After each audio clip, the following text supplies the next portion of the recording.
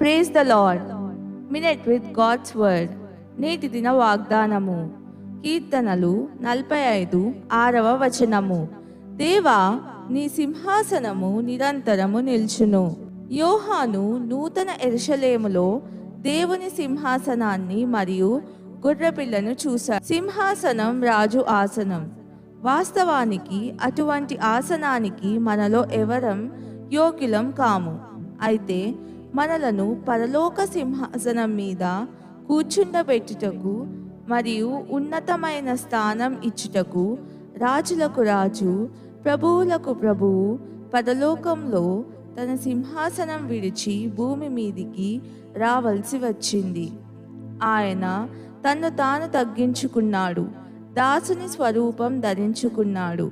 ఆయన మనలను దేవునికి రాజులుగాను మరియు యాజకులుగాను చేశాడు. దేవునికి వందనాలు. ప్రియ దేవుని ప్రజలారా, ఆ ఉన్నతమైన స్థానం నిమిత్తం నీవు కృతజ్ఞత కలిగి లేవా? కొన్నిసార్లు దాని నిమిత్తం ఆయనకు వందనం చెల్లించాలి. నీకు గుర్తుందా? భూలోక సింహాసనం వలె కాకుండా దేవుని సింహాసనం నిరంతరం సదాకాలం ఉంటుంది.